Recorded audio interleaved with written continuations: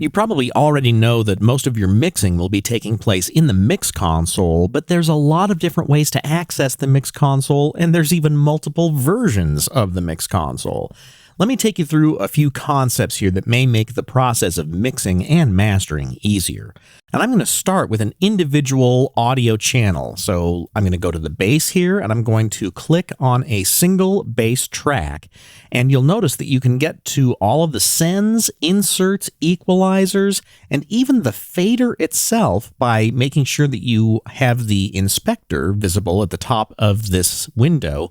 And that way you can get to the fader and the read and write automation controls right here, the record and monitor enable, and the sends are all on this tab. The inserts are all here, equalizers, and so forth. So this is kind of individual channel mixing.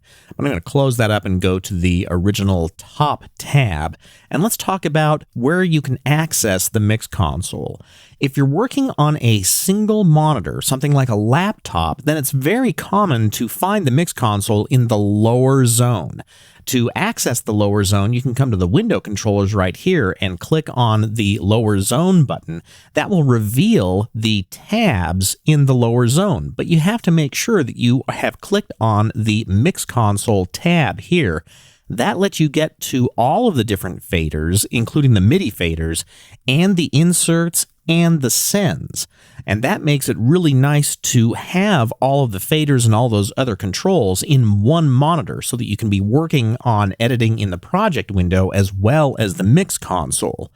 But if you have multiple monitors or one monitor with a whole lot of resolution, then you may want to put the Mix Console on its own monitor. And you can do that by accessing the Mix Console and then just dragging it to the monitor that you want.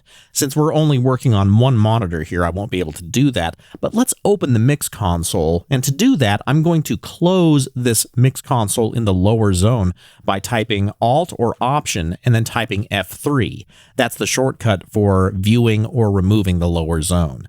And then I'm going to go under the Studio menu, and you'll notice that I can get to the Mix Console, which we've looked at before. I've got it kind of maximized so that it takes this entire window, but I could just click and drag that onto its own monitor if I wanted to.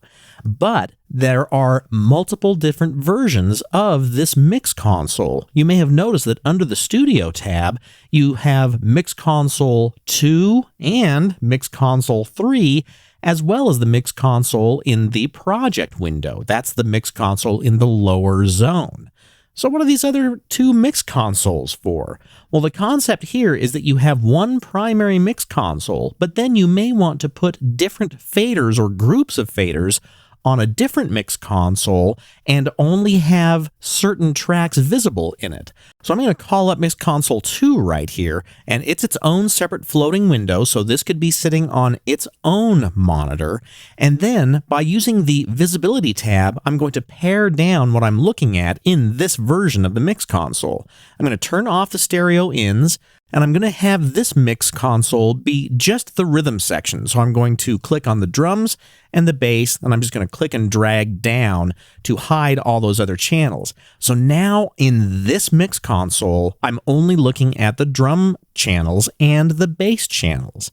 And then in Mix Console number 3, I could choose to have everything but the rhythm section.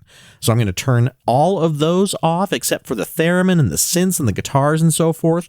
All of the faders on the monitors do interact with one another. In other words, if you change the level of one fader in one Mix Console, it will change the faders in all of the Mix Consoles. So it's not like you have multiple different mixes here. Basically, you have multiple Mix Consoles that you can configure so that you can access all of those different channels in different Mix Consoles on different monitors.